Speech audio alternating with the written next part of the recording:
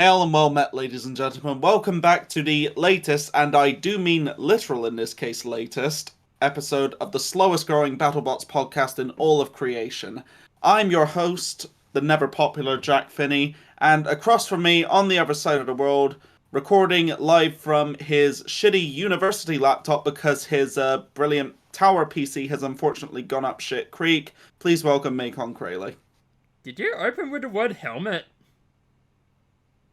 Wait, what? I swear you said helmet at the start instead of hello. No, hail and well met. Oh, it sounded like you said helmet. Right. Maybe you've got the Boba Fett helmet on the brain. Maybe you have you literally had it on your brain. I mean, if it was literally on my brain, then look you. No, look you. Just fucking introduce yourself. Have I ever actually introduced myself outside of fucking Lucky Star bits? Because I feel like I always just go into a tangent. I always just start giving out to you the moment you introduce me. I mean, this is the way lately when I've not been, inclined to make up little qualifiers for you. I mean, it was that way even when you were. That's the thing. But yeah, my computer's dead. I'm getting it repaired hopefully soon. So, I mean, it should be ready by the time the tournament happens. So yeah. But in the meantime, I have a crap laptop. Woohoo! Huzzah! Oh boy. So I don't know if I'm gonna end up putting this out like immediately after this because I have to fucking do all the work. So I'll probably put it out like the night after. So hey, if you're listening to this and it's goddamn and the fucking date on the video says it's like 8 days after the last one, then you know what the deal is now. Well, without any further ado, let's get stuck in with the episode, shall we? Yes. Righto. So, taking a look at the fight card. Fight number 1, we had Gruff versus Cobalt. This was a fun fight. In this case, subtitled, "What machine will Cobalt have angry sex with in this week?" Wow. That's just the best way of putting it, though, really, when you look at it, because, oh boy, after their initial non-start against Fusion, Cobalt has been on an absolute tear in the last couple of fights. Yes, it has. Yes, it has.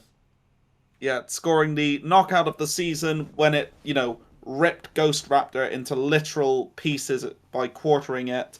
And now it's gone up against Tonka Tough Gruff and just beat it half to death unmercifully. Yes, it threw it into the goddamn air. Just without a care. Nearly dropped it on the commentator's box, in fact. True. Yeah, just cutting massive slots in Gruff, causing so much damage to it. I believe it actually dealt so much damage to the borderline indestructible Gruff that Gruff basically just burst into flames from the inside out. It did! It actually did! That was fucking nuts. Yeah. And like I said, Gruff is absolutely tough as nails. There's a reason that they say Duck Tough and Gruff Tough. And Gruff just had no answer for anything that Cobalt was throwing at it. Cobalt is absolutely unstoppable at this point from the look of it. And it may very well be a massive threat to win the tournament at this stage. Because they've ironed out the kinks. They've got the damage component down pat. And it's just brilliantly driven at this point. They've really come back from that first tough loss. Yeah, it's just Cobalt could absolutely go all the way this year at this point. Yeah, this is an absolutely masterful comeback. I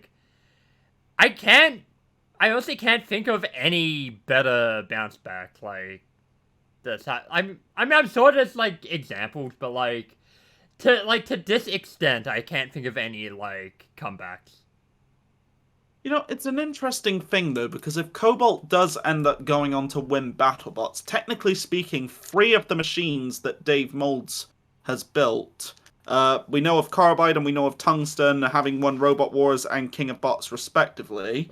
Cobalt would join their ranks as a World Championship winning machine. Damn. Although it would be a shame if Cobalt did win in this stage, because it would mean Dave Moulds would not be the one to become the first and only Triple Crown champion in Robot Combat history. Yeah, true. At the very least, not while captaining the team, anyway. Yeah. But still... I mean, even still, yeah, that would be absolutely incredible, wouldn't it? It would.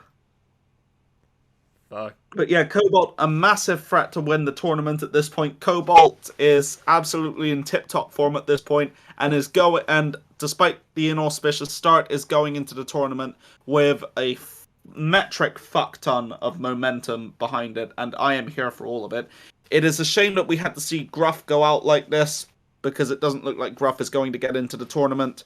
But at the same time, you know, if you're going to go out like this, you want to go out on your back in pieces, and that's the way that Gruff is going out of this. It's going out in a figurative and literal blaze of glory. Ah, well played. And speaking of that, coming up next, we have Duck versus Riptide, and oh, I feel so bad for Hal Rucker, man. Like, I really do. This has just been an absolute terrible season for Duck. It has. Last season as well, because Duck is retired.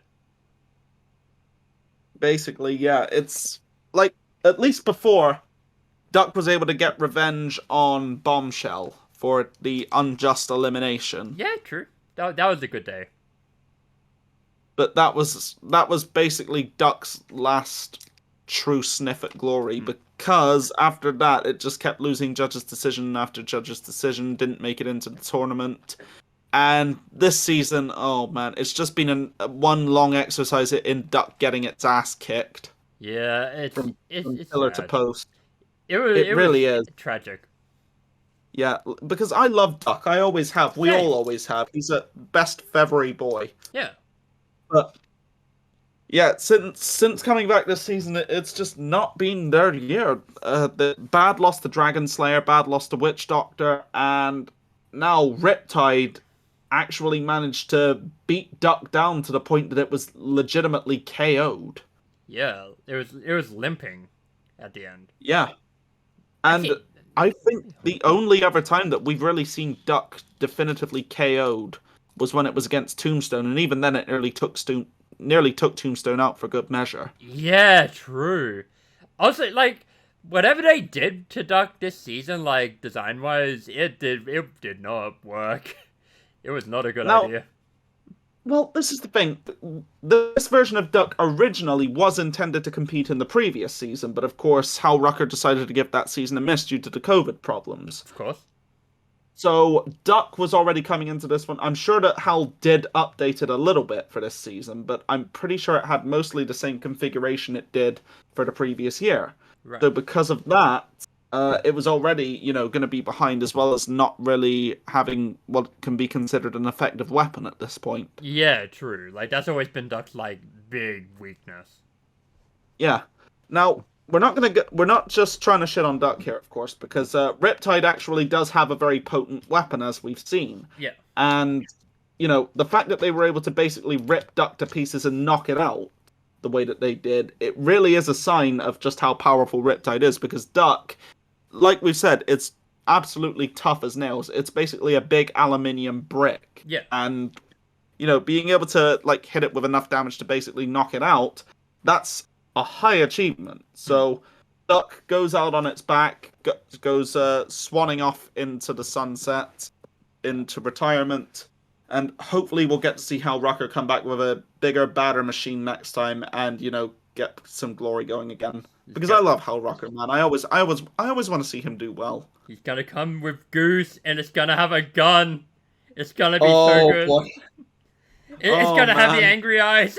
Dude, if he actually builds a robot named Goose, then I owe you a pack of Maggie noodles or something. Yeah. God, I mean, look, it's too good. It's too good fucking marketing. Yeah, he has to do it. Okay, moving on. We had the fight between Valkyrie and Pardon My French. It And certainly was. yeah, it was a fight, all right. It existed. Anyway, next Yep. match. Oh man, uh, but in all Valkyrie's seriousness, good. I do feel bad for Pardon My French for getting drawn up against Valkyrie because Valkyrie, is a nightmare opponent for a lot of robots because Valkyrie incredibly powerful, like it won most destructive robot last season for a reason, Yep. and it's a very well driven, very solidly engineered machine. Pardon My French, if anything, felt almost like a sacrificial robot to the glory of the Valkyrie in this one. Yep. Yep. It But was brutal. yeah, basically, now to be fair, Pardon My French did at one point manage to land one good hit Oh and yeah. looked like Valkyrie might have been on the ropes from it. Unfortunately for Pardon My French, Valkyrie is made of incredibly tough stuff and swiftly recovered, whereas Pardon My French broke their weapon in that attempt. So basically, they punched Valkyrie right in the face and broke their arm in doing so, and Valkyrie recovered and just kicked the shit out of them for the rest of the fight, unfortunately. Yep.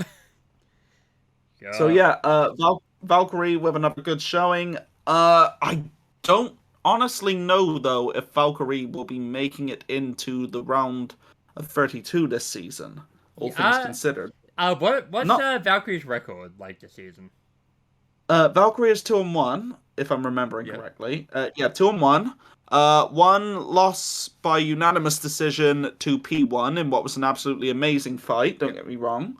Valkyrie's only two victories have come over Pardon My French and Triple Crown, and neither of those fights were particularly impressive. Yeah, true. If it makes it So, in, then like it's probably 39, 36, like number 36.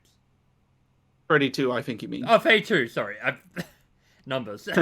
Yeah, yeah, Uh, it'd be seed 32. yeah. Well, this is the thing. Oh, maybe actually, yeah. Strength of schedule is the thing here. Two victories over two robots that aren't especially impressive. Its loss was to P1. P1, of course, did not make it into the tournament last year, but P1 is definitely making it in this year because they've had a great year by comparison. Of course. Uh, Even then, we don't know if P1 is going to have a high seed. It probably won't. I'd say mid at best. Yeah, at best, I'd say. Yeah. Not to take anything away from P1, Oh yeah, because love of course P1. everyone knows that we love P1. P1, we love that little racing machine. But yeah, Valkyrie possibility for getting into the tournament, but I think it's going to get in more on reputation than anything else if it does. Yeah, exactly. And with that, we come to one of the best fights of the night: Lockjaw versus Blip. Oh my god, I love this fight. It was so fun. It was Oh so yeah. good. Oh man, such a good showing from both teams. Lockjaw just hanging in there despite burning its weapon motor out. Even if it didn't really look like Blip was in danger of losing this fight at all, Lockjaw still hanging on, fighting back strongly as well. So like by the time the fight ended, I felt okay. So Blip is definitely winning this, but they had to work for that win. They did. Like They absolutely did. even just for the judge's decision, because like even though Lockjaw didn't really inflict any real damage on Blip and indeed lost its weapon motor, Lockjaw stayed alive, stayed aggressive, very controlled. Blip, it was still, like demonstrating great control, great tactics and everything. But the fact of the matter is, like, as hard as Blip fought, they couldn't take down Lockjaw permanently. And, Yeah. Just Donald Hudson's heroic driving and fight back, it's always an absolute pleasure to watch. Yeah. Though Blip did get a lot of really good flips off in this fight. And one nearly got onto like the crow's nest. Yes. Oh yeah, fantastic flip there, and also when it flipped it onto the shelf as well. And it's really just because Donald Hudson is such a fantastic roboteer that he was able to, stay in there against this absolutely phenomenal little machine. Yeah, and this also right. Okay, so we were also asking ourselves last time. This had to be a definitive proving match for Blip up against whoever it was going to end up against. Right. Because not to take anything away from any of its previous opponents, but this was where, it was really going to have to show what it could do, and it did so absolutely admirably.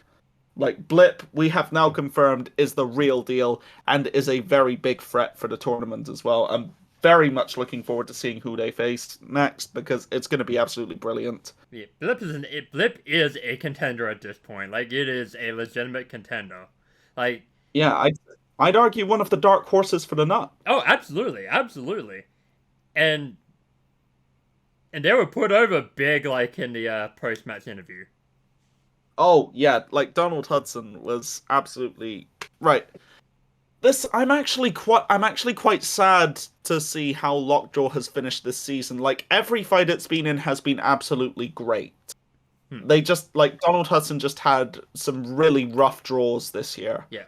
Like, being up against, let's see, who was it up against? Let's see. Last time it was Hypershock, and who was it they were up against earlier on in the tournament? I forget. It wasn't Shawblaze. It wasn't. Was it? Oh wait, were they up against a Flipper? I can't really remember. No, it was Hypershock was the knockout, like the out of the ring. Was it Endgame? It might have been Endgame. One no, second, actually, no, I don't think it was Endgame. Copperhead. Right, Copperhead, yeah. Lost that's it. Copperhead. And, I feel bad for forgetting that now, because that was a great fight as well. Yeah. Another one where Copperhead really had to work for it. But yeah, like, just unfortunate draws for Donald Hudson this year, because it was up against incredibly solid competition. It's ultimately finishing the season 0-3, and even with his pedigree, that means he's, locked out of the tournament, out in the cold. Yeah. So this is the first time in, I think, since the revival that Lockjaw has ultimately failed to make it to the tournament stage. That's not to say that it hasn't gone into the tournament on a losing record before, because it's won the Desperado tournament before. Oh, yeah, true. But up until now, I'm pretty sure it's always managed to get into the actual tournament. Yeah. But he's taking it in good spirits, and he's happy that there's a new generation of roboteers out there who are taking the goddamn reins. Oh, absolutely. It's like, Donald Hudson is a man absolutely loves this sport, every single part of it. And as a result, yeah, he's taken it in stride when he's been taken down.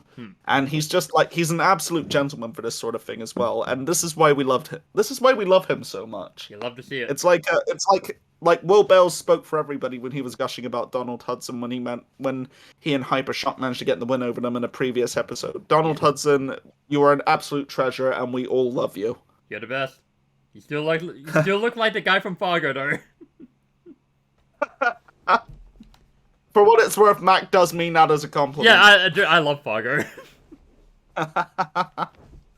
Okay, so up next, we have Minotaur versus Deep Six, and it was another big hit ass-kicking showcase from Minotaur, as Deep Six was hit pretty goddamn hard by it in certain places, and what a hit when Minotaur managed to back them up and get them to hit part of the arena with their own weapon and throw them like 15 feet into the air off of their own momentum. Oh god, this was just bullying. That's pure and simple. Well, that's the thing. Minotaur ain't nobody to fuck with, are they? Yeah, true. I mean, yeah, historically, fucking canonically to law, Minotaurs are bullies. Oh, well said. Well, 10 points to Gryffindor there. Hey. Oh man, I hated making that joke. Like, make a fucking Star Wars reference or something then instead. Like 50 fucking credits to Beelzebub. That was not the joke you were looking for. Move along. You know what? I'm gonna get Minotaur sent after you. Oh, you're gonna send for him like we're gonna send for Hook, eh? Yes, send for the man. But yeah, Minotaur, great showcase here. Minotaur showing once again, what a bruising little machine that it really is. It's squat, and it's an absolutely squat powerhouse. Fantastic little build. And yeah, Deep Six was left badly hurting. Minotaur definitely going into the tournament at this stage, and I'm very much looking forward to seeing how Daniel Freitas handles himself in the actual round of 32. They were so hyped after the fight. Yeah. Oh, dude, they're so hyped going in, and I'm so hyped to see them going in. It's going to be a fantastic. I get the feeling they're going to have a brilliant showing this season. Oh, I hope so. The next fight, Sub-Zero versus Hijinks. That was a fight. Now, where to begin with this fight, eh? Yeah, it was fun. I liked it. Yeah, it was a good bout. I very much enjoyed it.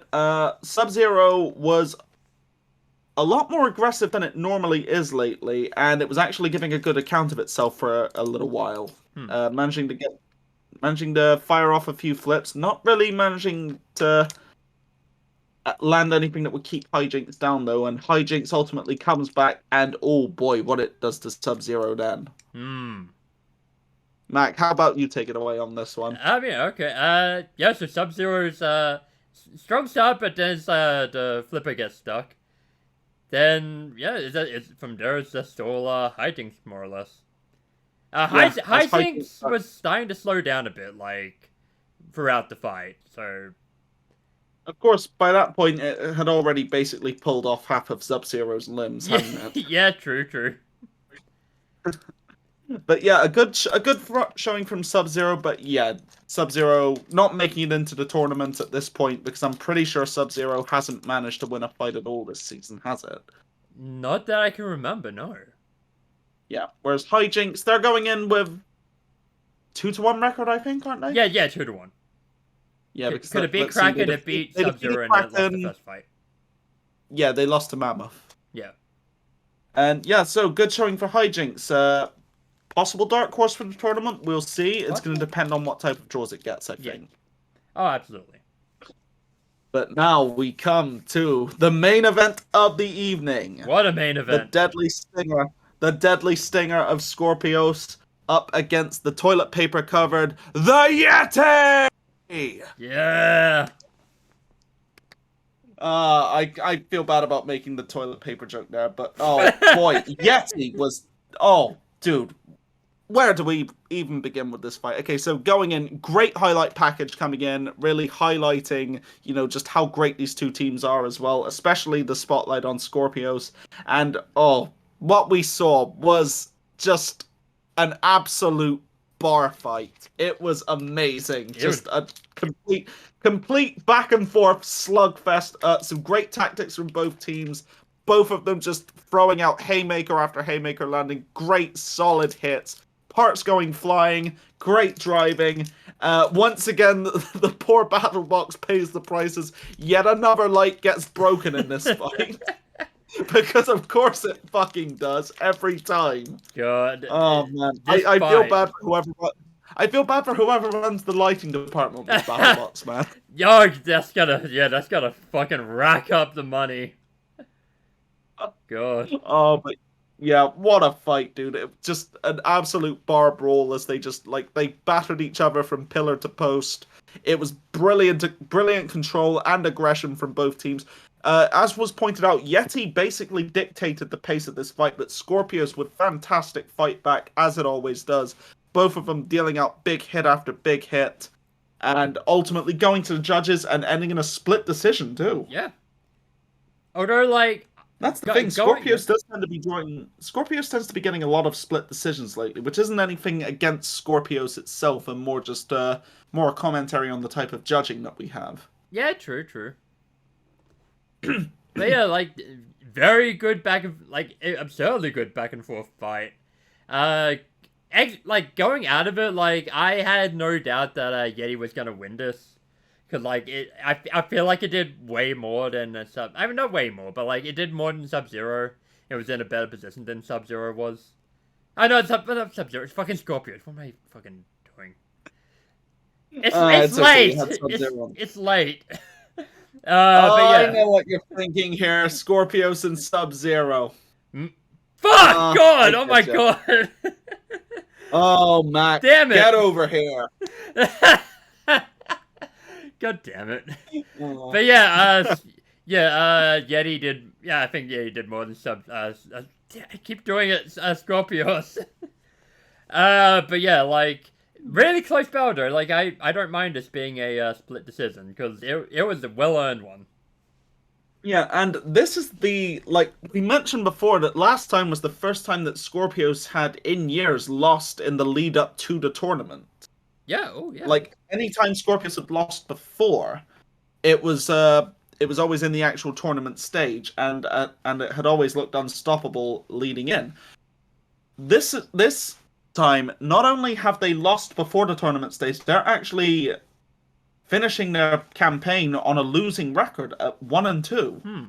But this is the thing, as was pointed out, Scorpios had absolutely fantastic strength of schedule in regards to its fights this season. Every single fight that it had was up against an absolute killer. Yeah. It came out looking amazing in all of this. And even if it's coming in ultimately with a losing record, it's got nothing to be ashamed of in all of it. And every fight has been fantastic. And as they pointed out, if they want more fights like this, they need to put Scorpios into the round of 32, and it absolutely is going into the round of 32. Let's be real. Absolutely. I am very much looking forward to seeing what Scorpios does during the tournament proper. It's going to be a hell of a sight to see. God. And we're also at a point where Yeti is finally making it into the tournament again. Oh, when was the last time they made it in? I can't remember when Yeti last made it into the tournament, actually. It might have been Discovery Season 3. Oh, wow, that long ago. Yeah, I'm gonna have to go back and check. Sorry, not Discovery Season 3, I mean Discovery Season 1. Oh, that's even further back.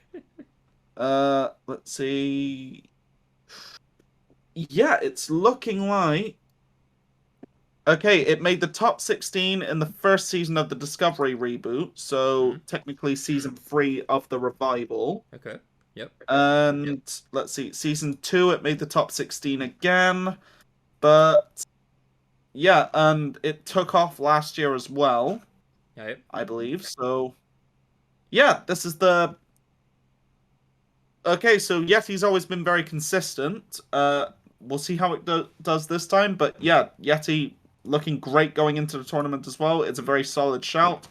We're gonna see such a great lineup this year, man. And I can't wait. I can't wait to see who we get to see fight next week. Like we'll get to see the next Copperhead belt, I bet. And I'm looking forward to seeing everyone's favorite Snake again. Yes. Oh god. Like but yeah, the tournament honestly, it's shaping up to be like an all-timer. Absolutely. Well, this is the thing. As we've discussed many times, robot combat is one of those sports that legitimately does get better every single passing year as more and more technology is made available. Yep, true. As more and more of this stuff becomes commonplace, and it's not...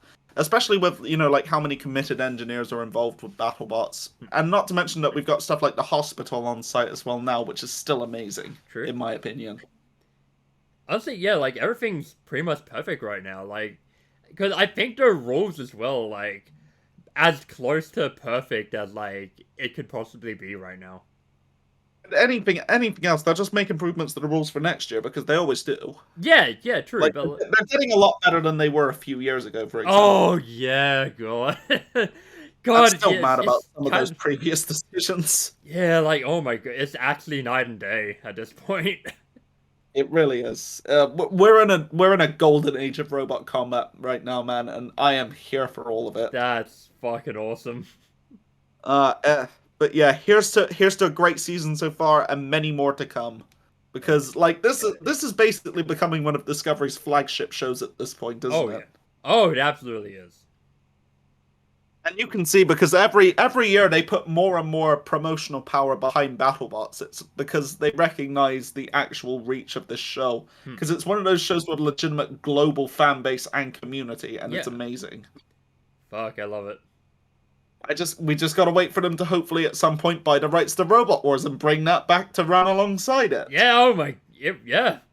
There we can get fucking crossover events and then fucking... Oh, dude, that would be amazing. God. And then eventually we get... wait, what? especially since there's already so much overlap between the between the UK events and the US events as well. Yeah, oh, yeah, true. Oh man, but yeah, I'm very hyped for next week's conclusion to the qualifiers, and we will see just so much good stuff going forward, man. Yes, get This is ready such for a good time to be a a good time to be a Robot Combat fan. Yes, get ready for our fucking 50-minute rundown of the tournament brackets next week. Oh boy, yeah. Oh, dude, we're gonna have to discuss that in advance as well. Probably, yeah. Hell, we may even have to do like a separate episode on predictions like that. Yeah. Actually, yeah, that's true. Alternatively, we could like do it as one thing, or as like just a separate video as a fight companion sort of thing. Yeah. I mean, look, we'll figure it out. Yeah, we'll discuss it going into next week, and we'll work it out.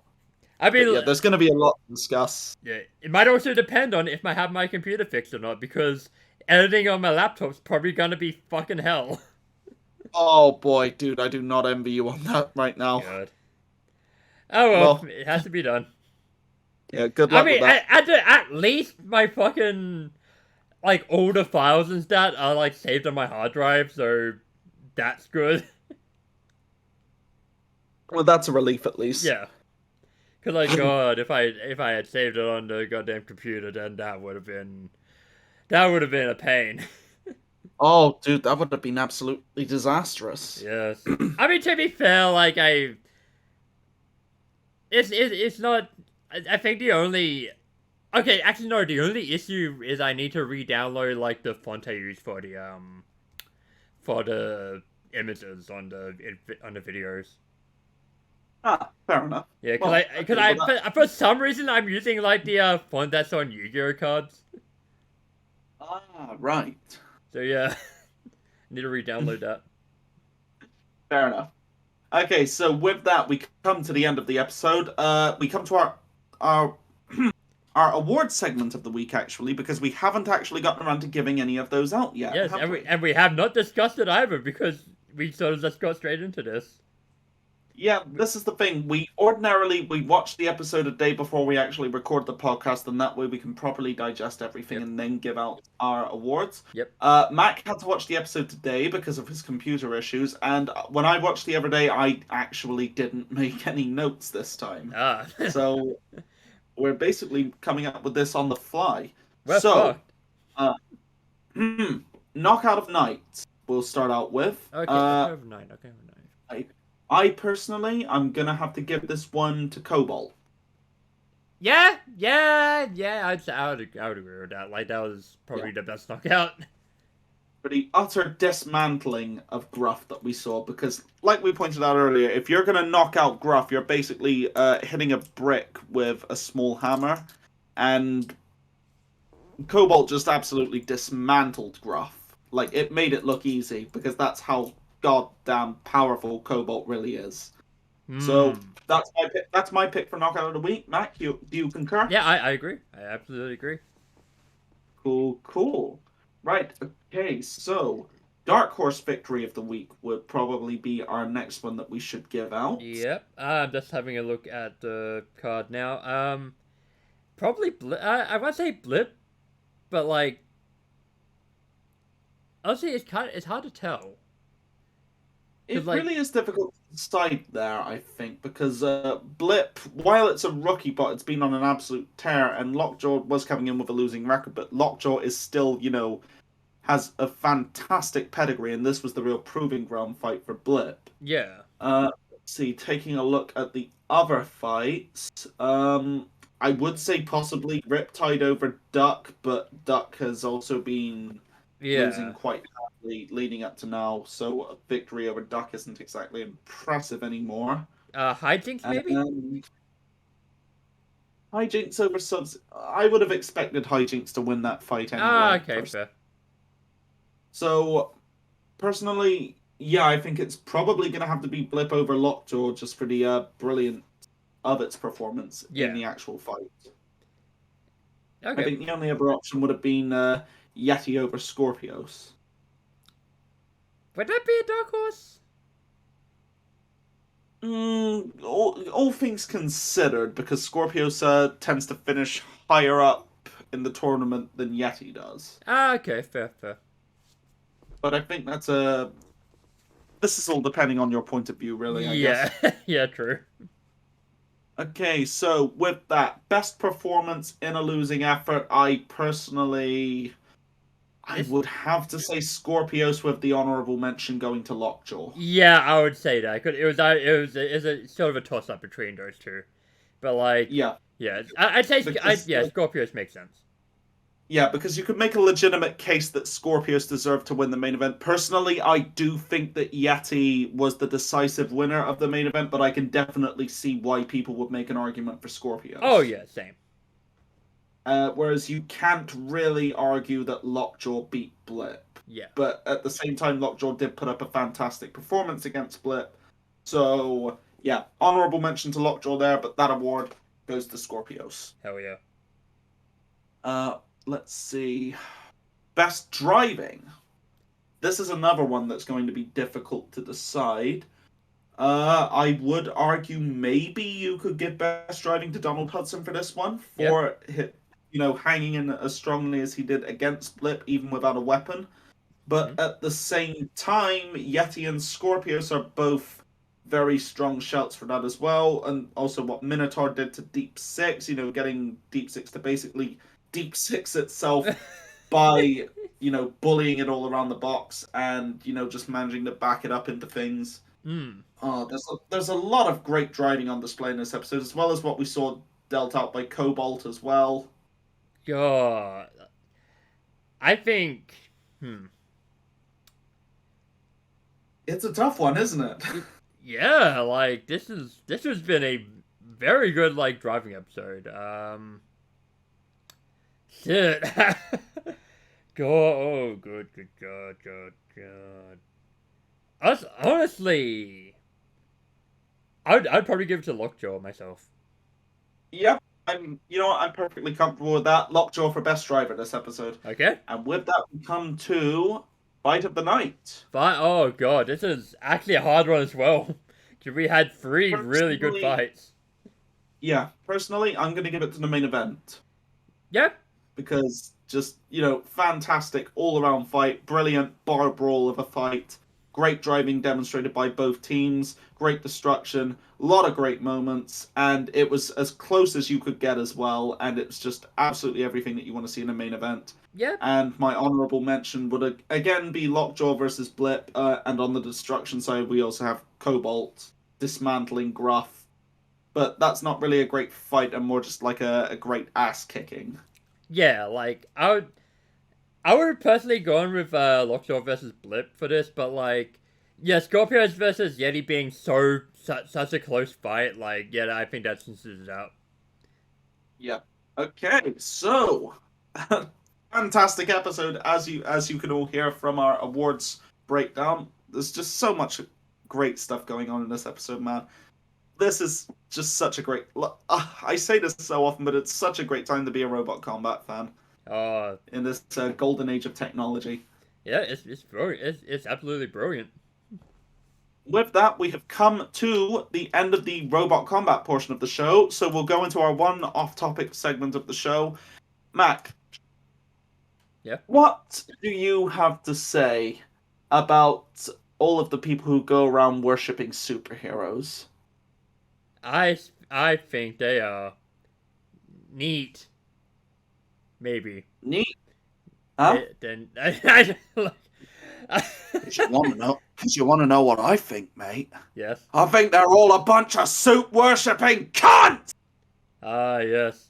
And of course, we are talking about Elden That's Ring. right, Yeah.